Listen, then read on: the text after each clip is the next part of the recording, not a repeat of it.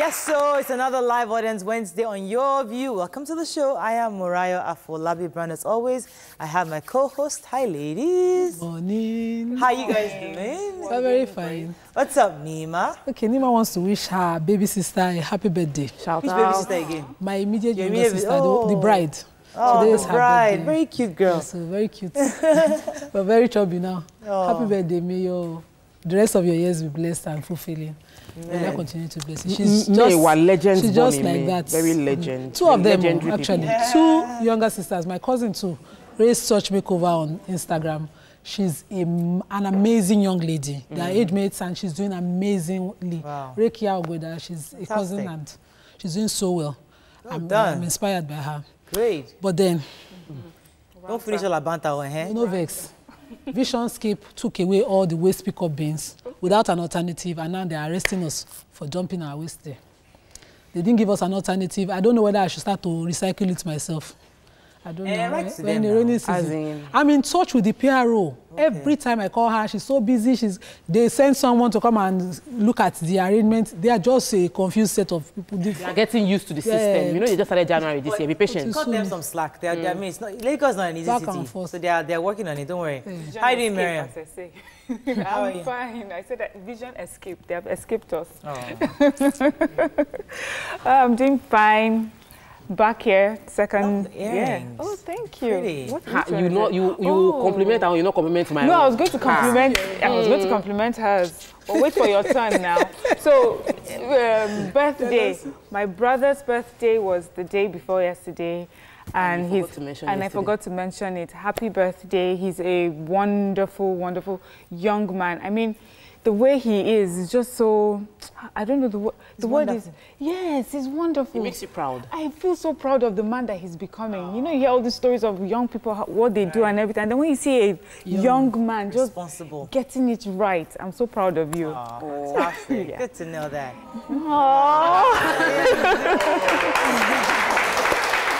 How are you doing, Tokwe? I'm very good. I watched Acrimony yesterday with my team. Ewabella went all the way to the cinema. I said, okay, let's go out. We're not working today anyway. We don't have, our training session is not on. Let's go and watch a movie. And we were just gisting about it. Acrimony is a movie I think everybody should watch. Nigerian movie? No. It's a Salapera movie, but it's very thought-provoking. Drink water. But I wanted to really, really do a shout-out today to my husband. You know, I was trying to get my skipping in this morning, and before I knew it, he just carried my baby, which is 2-year-old, and got him, took his bath and dressed him up. And I'm like, okay, you know, it's not perfect all the time, but there's some little things that, and I'm saying this because I'm just making feel good, but like all the men out there, women are not asking for the big things. Yeah, I want my iPhone, you know, I want my Note 8, you know, but I want my assurance, but then it's the little things, like just noticing that I am stressed and you just do something. I feel for Mr. Mark this birthday. I watch iPhone 8, I watch... Instagram post, what's it called? What do you call that live, whatever they do? Insta story. And I saw talk about Mr. Mark. Remind him. I remind any other person that was to... I have iPhone 7 or something. No, I have iPhone 6. It's old. It's 2 years. No, my notes. And you want a Samsung. Please, when you get it, can you pass the 6 to me? You know, I have a there brother. Are people waiting. My brother has a company that can actually buy that. You know, there are plenty people waiting for this phone. Even on Instagram, they are commenting that when you get your notes, please can you pass it on to me? I said, don't worry. When I know I'll get it, so don't worry. We have a member of our audience. Today's her birthday. Yay! Legendary! Elizabeth Olukoya. She brought us a cake. Hey! Happy birthday! Thank you so much for coming on your birthday to the show. It's such a pleasure to have you. So she got us cake. So I can't eat cake because I'm on the diet, but definitely... We can eat cake, Happy birthday. Nima and everybody else would love to have a piece of cake. Thank you. So let's go on a quick break. When we come back, we'll go through the front pages of the newspaper. Stay with us. We'll be right back.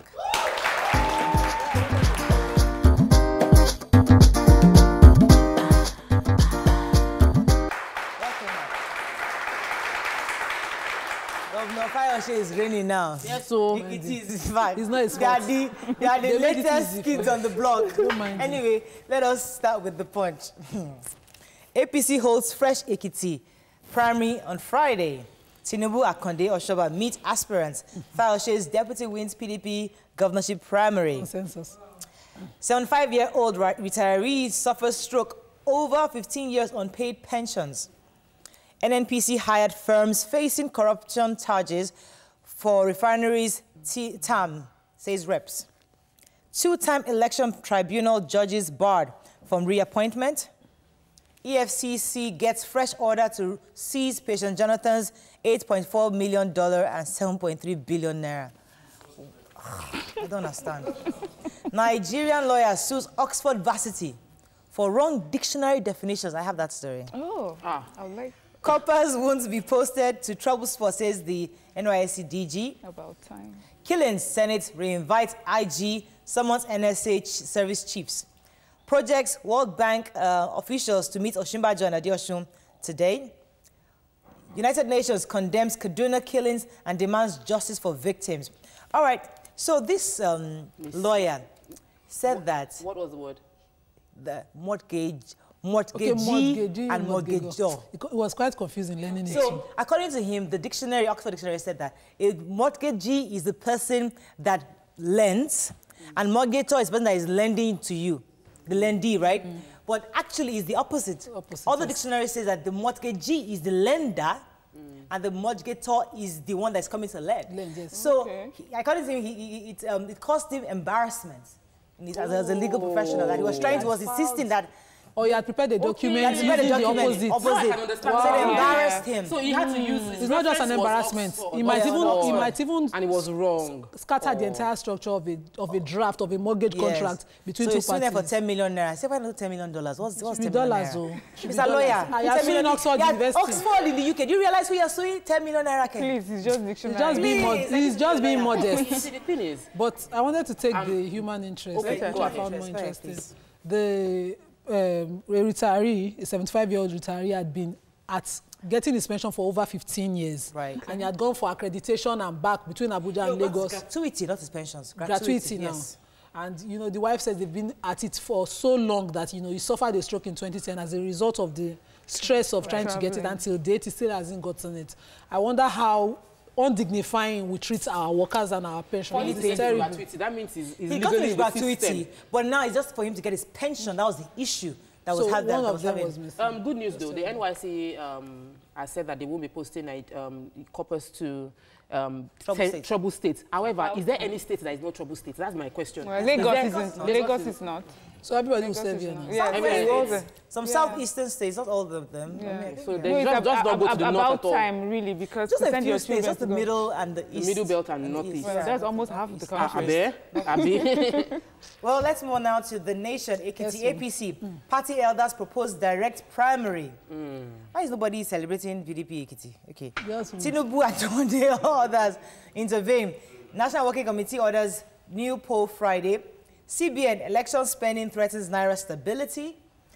Security chiefs to brief Senate. Ajimobi Shitu in war of words. Olushola wins Ekiti PDP ticket. And Lagos Ibadan speedy rail ready in December. Really? I was interested in that. I've been there. We're not covering the story. You know, I said I was pursuing. Forget that one. I was pursuing a compensation for one of the affected properties along that rail line. I went there. The speed of work there is most likely to complete it in December. In fact, I was more than impressed. They just started it now under this administration, and it's so fast. It's happening quickly. But the major headline. Everybody's talking about APC. So the elders of the APC have come together and condemned the behavior of their party members. Did you see the video? On Saturday. Let's not go there, but they condemned it and they rescheduled a new elections for Friday. Now, the style of elections is going to be an open one, unlike the... Now, what was key from that meeting was that they decided that, listen, they had a meeting with the contestants, I mean, the candidates, actually, and then they made it clear that, listen, the people who caused the trouble have been disqualified. The committee stands. They're not changing the chairman, but the secretary that the others had issues with have been removed and replaced. The secretary that I said I was pretty close to one of the candidates was replaced, but our Macross committee still stands, and the trouble guys have been disqualified. So hopefully they have a peaceful, especially now that PDP has had a peaceful Well, it's not unexpected now. But I don't have any issue with us having crisis once in a while within. It's democratic. The process would have issues, and then we would repair the process. It's restructuring. You restructure and restructure. That they're hurrying up to do this because it would be really sad if they keep postponing it. Now, the second meeting they had was now for the elders to now decide who they feel that they should get that support. Although they had a meeting that whoever we decide to support the person, and they've all agreed to support whoever has been selected. Whoever so emerges, they will support. Moving on to Daily Sun very quickly. Boko Haram not defeated, says United Nations. Nigeria becoming failed state, says PFN. Who's that? Customs arrest importer of tramadol, finally. One of the importers, actually. Ekiti Guba. Fayoshe's deputy emerges PDP candidate. PIB, Saraki warns oil firms against inducing lawmakers. Senate invasion, Omoagege risks indefinite suspension. Who has the major headline in Sun? Yes, the Boko Haram not defeated. Okay. No. So the United Nations Special Representatives of the Secretary General, West Africa and South, the Special Representative of the Secretary General, West Africa and the Sahel, Dr. Mohammed Ibn Chambers, was saying that, you know, as much as Boko Haram has been curtailed, they've not been completely defeated. And it is wrong that, you know, to say that Boko Haram is defeated completely, that, you know, talking about the continuous rearranging or regrouping of the Boko Haram. Let me talk about the customs arresting this tramadol. They arrested somebody who actually brought in one 40-foot container and another 20 feet, not 20 feet, not 40 foot, 40 feet container and 20 feet container, two filled with tramadol.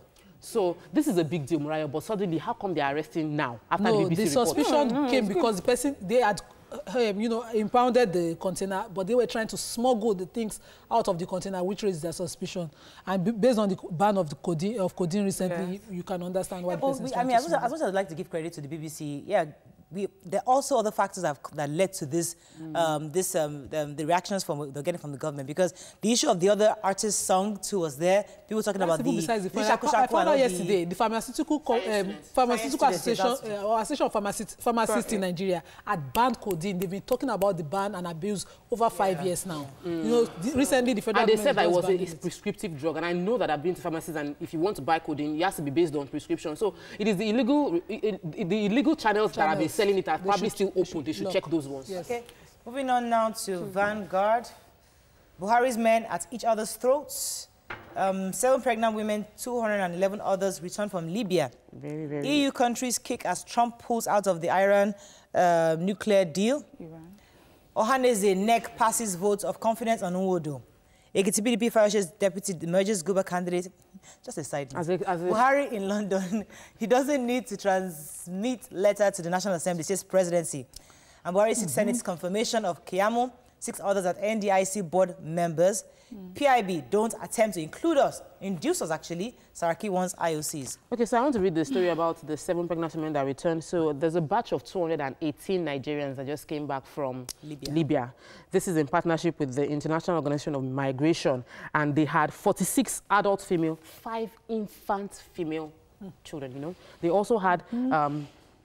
they had some men, and also had 4 young, as in infant boys, babies, you know, and then, of course, 7 pregnant women. But the thing is, they're now telling them that, oh, as you have come back to the country, don't focus on running out illegally again. Just find your way to contribute positively to the country. Most importantly, because it was a voluntary thing. They were not bundled back. They voluntarily submitted themselves that they want to go back to their country.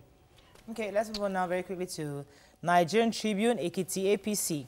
Waiting game continues as Tinubu, Oshoba, Akonde, others meet. Hiding Buhari's illness, not in his interest, is PDP.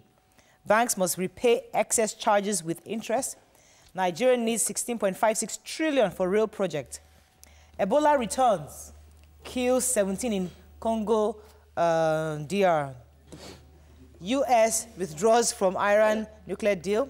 And Ambode calls for true federalism to rescue Nigeria. Ebola should just be pinned there. Any story you want to take there? I think we missed all my stories on the other. I wanted to talk, Daily Telegraph quickly. I wanted to talk about Patience Jonathan's.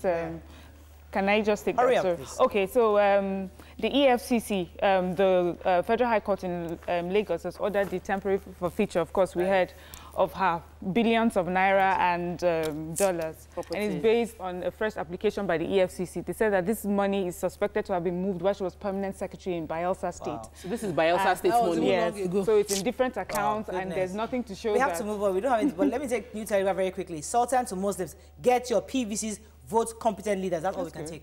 On that. It was the picture story that I was waiting for. Picture story, unfortunately. The leadership of the House of Reps went to visit a suspected criminal in the person of Senate. That's what it is. He's a suspect. I didn't say convicted. I said a suspected criminal. You are very right. If only they can extend the friendship to Evans as well. And every other person you were not so sympathetic with Evans yesterday. He didn't even let me say it. Please, I've told you that leadership of the House of Reps. Dima, get that straight. Before they come and equalize your of an figure for you, institution. put it down. Let's go on a break. When we come back, on a hot topic today, the federal government considers extra year of studies for graduates before NYSC. And later, we discuss the hottest gist on town, PDP primaries in Ekiti. Stay with us, we'll be right back. What happened to you? My story.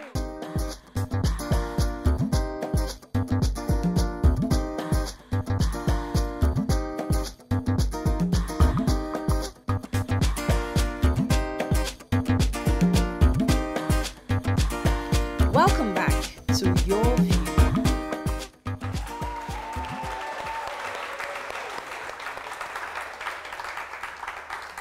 Thanks for staying with us. So, the Minister of State for Education, Anthony Anwuka, yesterday while speaking at the two-day retreat for governing councils of federal universities in Abuja, disclosed that Nigeria is, the government is considering, I underline that word, it's not been made law yet, considering a major policy change to its tertiary education that could see graduates go for an extra year of studies. Anuka said that this is being considered because many university graduates were not good enough to be employed by industries, adding that the proposal was similar to the extra year currently being undertaken by law students and medical students. What are your thoughts on this? To give us your view, you can call us on 070-806-68014. You can also tweet to us at TVC Connect. Please hashtag your view TVC so we can read your tweets. All right, so there are different angles to this story. Mara, I want to jump in here. Your thoughts on your initial thoughts when you heard this? My initial thought is this does not make sense. Change the curriculum if you think that they are not, you know, the level or the caliber of graduates are not good enough for the labor market. Improve the facilities. We hear all the time that the universities will say that they do not have enough facilities, their laboratories are not working or are not well equipped. You know, lecturers are on strike, students are out of school for many years. Well, to then give them an extra year does not make any sense. Yes. All right, but let me read out a quote from him. He said, "The universities are producing products that are not matching the needs of the industries. I urge the committee of pro-chancellors and committees of vice-chancellors to end the decline in the standard of education." So, is it in the hands of the VCs to actually end the decline, Mariah, or is it in the hands of the government? When he mentioned that he realized that the percentage or the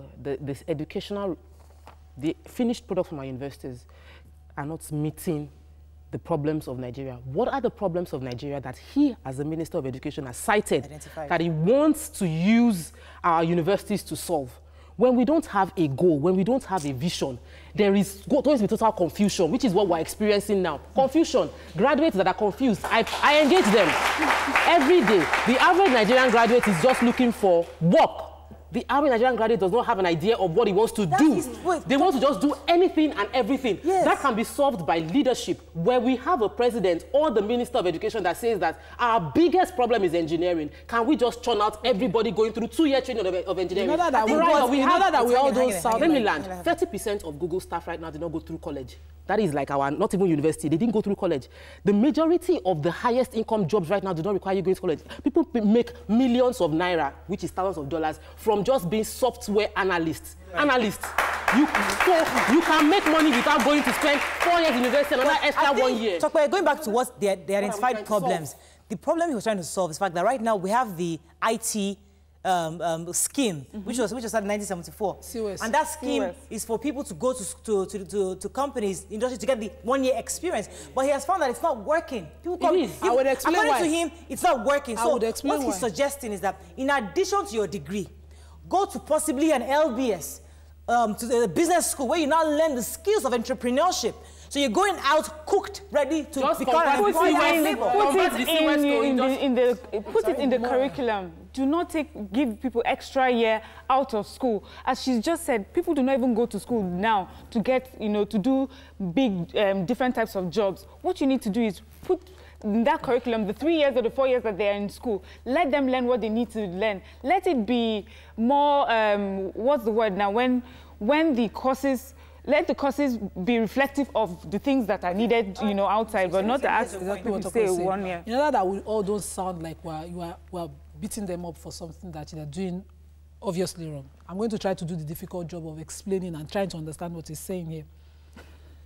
The government has been trying to promote diversification agriculture, and so they've put up incentives to encourage youth to look towards agriculture. But you see our youth are still not looking that way. What we need is a curriculum reshuffle. So our students will grow through school with the mentality that agriculture is now profitable and the work is dignifying, rather than see it as something that, is for the poor man, is not for everybody's looking for white-collar job. And the distinction that he made with the law school and the housemanship is completely unnecessary. Why? Yes, because I am a lawyer, I went to law school. It's a professional training. It's part of your school. It's different. And it doesn't qualify every lawyer that is graduating from the law school to be prepared for what is happening outside. But when you go to business school, most lawyers, after graduating, will still go and intern under big firms to get the practical knowledge of the job. So what you're doing is, someone is teaching you the theoretical while in school. You get to law school, you do the practical of it. Let's break down the culture. Put them into practice. Let's break down the culture. We have our students averagely go through school without any work experience until they finish their 5 years. It shouldn't be. The culture in Western world is that every semester break, you're working. In every semester break, you're working. So if we actually want to prepare people adequately for the future, I have someone that's working as a PA now. She is not even in school yet. The idea is she's getting the necessary experience that when she's done with school, she has seen my failures. She has seen many people's failures. She's wiser. Okay. So let us encourage people to get students involved in part-time jobs. Morning, Kings, are you there? Thanks for calling. Hello. Prince Wall, go ahead, please. Okay, good morning. Morning. It's a nice topic this morning. Now, we have an issue. Some of us went to school for 5 years and came out and found out that obviously we're incompetent. It is so annoying that the government of Nigeria, when they have done things wrong, it falls back on us for us to correct it. Why do we have to do 1 extra year? If you must teach us to be practical, what are we even using the NYC 1 year for? Abi? Fix a program on NYC where we can learn something tangible with our life. Because it's not matter time that you get this. It's just so annoying that people are stealing money for fuel. You remove subsidy and tell us to buy it higher. Now education is not working. You are telling us to go 1 extra year. What are you even doing for us? Thank you, Prince Willow. Complex thinking is important here, and I'll tell you why COS is failing. It's a capitalist system that we run. Nobody's checking the abuses that companies are now doing with COS. So rather than employ full labor, you employ someone that comes. You even don't pay them. Some people don't pay people as interns because 6 months they'll tell you we don't do 6 months here. Banks and all that, they abuse them. They don't, and nobody's regulating that. As the Minister for State for Education, under whose office this has come out, what has it done to regulate the way COS was done? COS had to fail. I did my COS 6 months in NAFDAC. And it made me realize that I'm not cut out for the job of mixing paints in the lab. So it achieved what it's meant to. It took me out of sciences. We just wrap it up and think that it is a failure. It isn't a failure project. It's supposed to make you understand the job. I understood the job enough to know that I'm not meant to do it. Probably because of the abuses is why you think this is not cut out. I enjoyed my experience, Nima. I enjoyed working in NAFDAC. I saw the opportunities there, but I realized that I am too out of this. I can't be locked inside a lab. It's not who I am. Sometimes what we think is a failure is an opportunity that will open chances for us. A lot of people go through COS. They don't do CWES. They are looking for money making. I did 6 months in NAFDAC. I wasn't paid 1 naira, but I got experience. But people would not go for that CWES that they will not pay them money. They will go for where they will make money, where they will be doing something irrelevant to their future. So wait, okay, go ahead, man. It's very important, you know, to have these discussions about how to make things better. But I always find that our government seems to just take options that do not necessarily make sense. It's about increasing costs. If you now put 1 year addition, you know, that's like another cost on the government, and it's very expensive. And now you're talking about going to places like LBS. Right. Is this going to be free LBS, for? is it cheap? Yes. Is it going to be free for Nigeria? The average age of graduating in Nigeria is 24. Exactly. You're already old. You're already old. By the time you're 24, that you're just graduating, you're already old. You cannot have extra years. Let's come to it. But what we're telling the Minister of State is that this is really not a necessary consideration, that we prefer that you change the curriculum. Better make it more fit for purpose, so that people actually come out ready to get into the workforce. So, Benjamin Wayo says.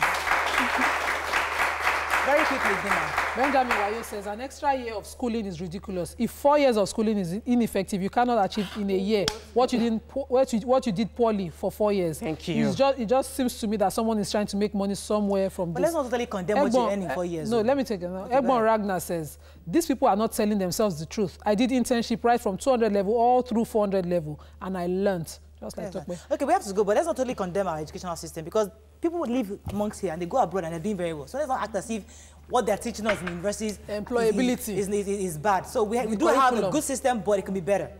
That's all we can take on this hot topic. When we come back, how do we maintain orderliness, peace, have a credible election process? Stay with us. We'll be right back.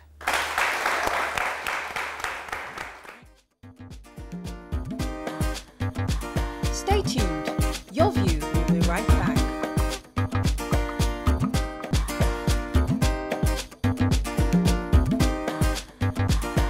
Welcome back to Your View. So, thanks for staying with us. So we've heard several cases of electoral violence, which is being reported in different states. These include rampant snatching of ballot boxes, assault, killings, and destruction of electoral materials. With the ongoing electoral process in Nigeria, using the Ekiti state as a case study, how can we maintain orderliness, peaceful and credible electoral processes? Joining us on the show is the former Deputy Chief of Staff, Ekiti State. Used to work under former Governor Fayemi, and the Ekiti is actually a journalist, an editor, executive editor, Upshot Report, Mr. Mojid Jami. Welcome to the show, sir. You can call us on 070806680. You can also tweet to us at TVC Connect. Please hashtag YourViewTVC so we can read your tweets.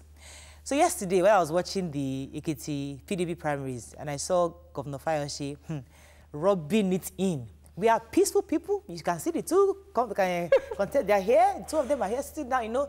And he was almost proud to say that, listen, everything is going smoothly. And one of his other associates was saying that, oh, this is the new PDP. That kind of, you know, they're trying to obviously rub it in the fact that their opponent, APC, had a pretty unsuccessful primaries. In your view, how do we ensure, I mean, the sanity we saw yesterday, is it political, or is it something that is achievable, actually, in reality? That peaceful process that we saw in Ekiti primaries yesterday. Yeah, it's, I think I must first commend the PDP for that wonderful primary. Clean, clear, very transparent. Even the guy who lost, Dayo Adeyeye, yes, I mean, said he was happy with the process as conducted by Governor Kowa of Delta. And I think the Ekiti PDP, I mean, APC has a lot to learn from that process. I mean, given the fact that even the first credible primary was held by the APC, the one that produced Buhari in Lagos. So how come they are now degenerating to fracas and all this stuff? So they have a lot to learn from what Fayose and Okowa did yesterday. I mean, we all saw it on national television. Credible. you can see the margin. Although you will say that Fayose supported his deputy, well, even at that, it was a very close contest, 1,191 to 721. So how do we move from this space of desperation, you know, where people are fighting through it all to become the candidate, to the point of just letting ourselves know that we've put in our best, may the best candidate, may the person who's been able to convince the delegates win at this level? I saw videos, there was a lot of fighting, throwing. What's the money difference? Sharing. What needs to change? Yeah, as long as we put our personal interest first, we'll continue to have these brickbats. What you call election in Nigeria, it's not just election in the surface. It's a game of power and money. A lot of money goes into this. And when you see that if you become a governor, the minimum you would take is about 300 million monthly as security votes. I mean, you know that the stakes are so high. Look at about 300 million a month times 4 years. So even if you, that is the minimum. There are some states in Nigeria where the security vote is as much as 1 billion per month. That is a fact, yes. That is a fact. Yeah, so the stakes are so high, and that's why... So that's the real problem. Where is the place of compromise? Because I believe that the difference between both parties' primaries is because there were just limited number of candidates in the PDP, and there were 33 candidates in the APC. Where is the place of compromise? Where the party, within the party, the leadership understand the structure to say, okay, let's limit it to our 2 strongest or 3 strongest, so that primaries will be, you know, sane, to be done neatly. See, when I talk here, I mean, I love the way Murayo introduced me. She introduced me as a former deputy chief of staff to Fayemi, because some people will say, I've come here to preach Fayemi, but then we all have our biases. Right. I'll do a Fayemi any day, but then I'm a journalist. Like I said before this show, I am on one-on-one with at least 15 of the aspirants. We are all brothers in Ekiti. Right. Bimbo Dramola, was my principal. His dad takes me to school every morning. Right. So myself and Bimbo, we are friends, all of them. So, but then we have a situation where we have 33 aspirants. Confusion. Yeah, I mean, gunning for one position. And, you know, a delegates election was organized. You see, there are 3 ways in which a party can choose its candidates. Direct primaries, you do all financial party members, card-carrying members in all the wards of the state will file behind their aspirants. That's one option. The second option is a delegates election where principal officers of the party in the wards, local government and state will gather in a primary and elect the one APC was trying to do. Yes, I mean, about 2,600 people were qualified to do that. And the third is a consensus. And a consensus is if you are 100, all of you, all the 100 must agree that this is one person. And, you know, you wonder, on Saturday, the first APC primary, who were the people who disrupted the process? And immediately the process was stalled, somebody went to tweet that I was the one leading. If you are the one leading, then why do you say they should cancel the process? The person you said is not winning says we want the process to continue. Now you have an NWC, that's the National Working Committee of the party, now decided that this process will be cancelled and they are starting afresh. Okay, I just wanted to find out that I know that, you know, crises happen, and sometimes it might seem like a good thing because it means that, you know, people are allowed to air their views. Of course, the fighting itself that happens is not what we're encouraging, but doesn't it show that maybe that there's democracy when people can air their differences?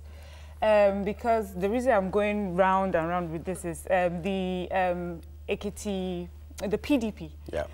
Before then, we heard the other members or the candidates coming out saying that this person is chosen by the governor, and it's like he has been installed. As we are anointed. And maybe people have been asked to keep quiet, and it might be peaceful on the surface, but is it really peaceful?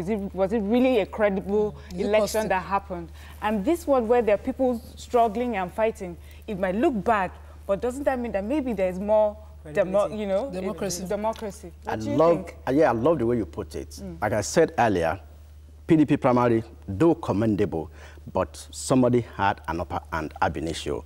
Fayose for the past 1 year has been saying if you go all over Ekiti, he's been campaigning for his deputy. I mean, but he said that whoever emerges, that even if Adeyeye wins, he will win. But then he knew within himself that there was no way Adeyeye would win because, I mean, it's mobilized a lot of support for the deputy, Professor Shola Eleka. So that's aside. For APC, you will say APC allowed for democracy. You recall that a week before the primaries, or shortly before the primaries, they were all called to Lagos, where Asiwaju and other leaders of the Southwest met with them and counseled them on the need to accept whoever emerges as the candidate. I wanted to ask the issue, this concept of federal might, because that always suggests the number of people that say they want to go under the APC. They are 33. That's a large number. Because there's always a perception that, because we are in the APC, we have the backing of the federal government. In your view, could this have been a factor that led to this crisis? Yes and no. Yes, because for Ekiti State, they feel that the APCs are the federal, and in the southern part of the country, only Ekiti is under the control of the opposition. Yes. And the circumstances under which Fayose emerged in 2014, I mean, there's been a change in scenario. PDP was in power then, and it was like a war situation. And it is almost certain that whoever emerges as the APC candidates would win the election. So that's why you have about 33 people. Even some of them know that if the ballots are counted, they won't get up to 5 votes, but then they'll put their head in the ring. So the thing is, you mentioned how expensive it is. We had Fakwaunda, I think Ishola Fakwaunda. Yeah, he's my friend. And he mentioned how expensive it is to even obtain the form, the process of paying delegate, which you have to do. So, and you've been in and out, you're a journalist, you've seen it from outside. When we come out from the break, you're able to answer the question, how can we make the position unattractive? How can we make the cost of the process, getting into the process, less expensive so that we can have credible candidates who are really, truly going to serve? You give suggestions. It might not work, but at least we'll suggest. Okay. When we come back, we'll continue the conversation. Welcome back to Your View.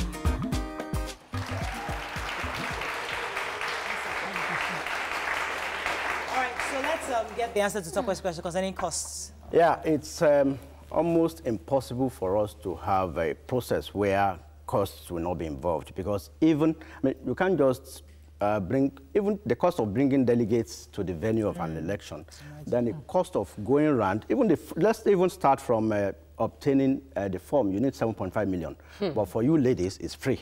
Yeah. And at least in APC, right. I don't know of a PDP. But then, it's almost impossible for us to have a situation where money will not play a role. Okay, for this one now. Yeah. Let me take one question from our audience. Please go ahead, sir. So, Bamidele is my name. Please, is there any way that the party could be able to cancel the aspirants, because some of them may not be able to win any elections. So they can just tell them, oh, you can go for local government, you understand, election, instead of going to, you understand, governorship. Because it's a civic right, though. Yeah. Yes. Can I expand on that? Based on internal structure, because that one will be able to reduce the level of monetization, you understand, and stress in the election. Because if they could secure such kind of things, it will reduce such things. So if there's any way, they can cancel them before they start obtaining form. Okay. We saw Olujimi step aside for PDP the other day, yesterday. Yes, so yesterday. In that kind of, we're hoping for that kind of situation in this, for the APC Fridays planned. Yes, you know, there was a meeting in Abuja yesterday where the leaders of the Southwest got concerned about the development in the APC in Ekiti, and they called all of them to Abuja. 26 aspirants attended, and they were trying to get them to step down, and they also promised them that if anybody still wishes to step down, they will have their money refunded. Okay. Yeah, that is before Friday, if they step down till tomorrow. So, but then I doubt if any of them will do that because they will tell you they have spent a lot of money. Yes. And then it's also another way of bargaining for positions. So, which is why most people are contesting at all. So may I build my next question on this tweet? Bemiga Oke says, your guest was one of the problem in the aborted primary. He presented himself as an observer in that primary. What do we expect, knowing his relationship with the candidate? Now, a lot of people's grievances during the elections was that the secretary, the chairman were friends of one of the past governor or Fayemi in the elections. Now, justice must not only be done, it must be seen to be done. How do we constitute a committee that is without any bias, without any affiliations and other, and it's obviously... Now, see, I am from Ekiti State, and I've been involved in elections in that state since like 15, 16 years now. Now, let me tell you something about that secretary. The secretary's name is Mogadi Aliyu. He's from Kano State. The contract they are talking about was awarded to him by Segun Oni. Okay. And Fayemi took over government. It is Ado Ifaki Road. Okay. The contract was awarded by Segun Oni in 2007. Now, the contract was in progress when Segun Oni had to leave.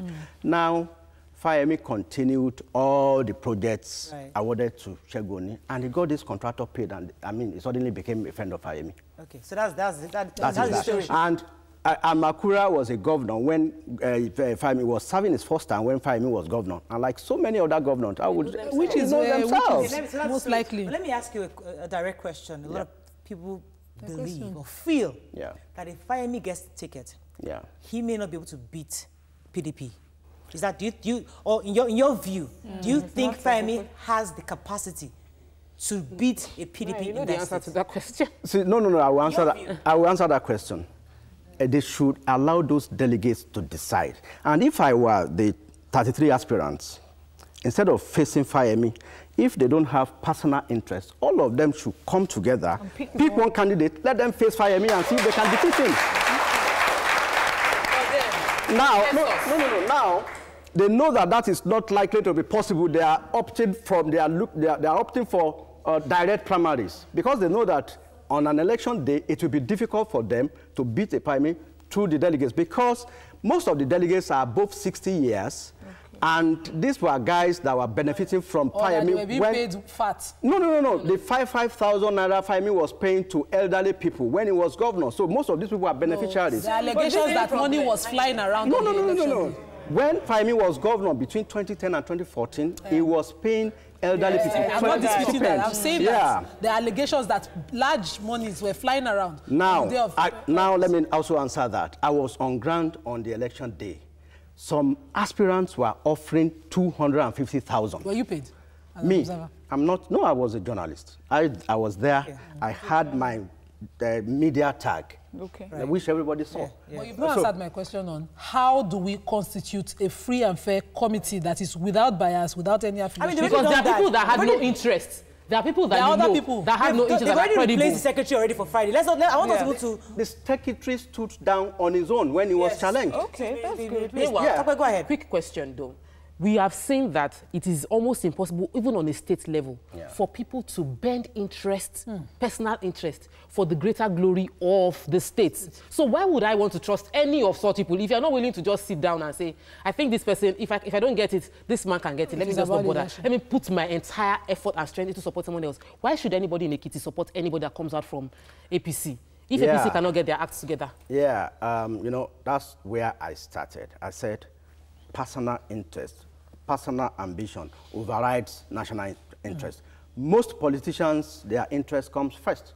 You see most governors, it is their sons or their cousins that are the de facto deputies or rulers in most of the states. Right. And it happens. I mean, it's not only limited to Nigeria. Look at what Trump is doing in America. His son, son-in-law, and brothers are all in government taking positions. So it's all over the world. Not when you started, you were saying that there are three ways.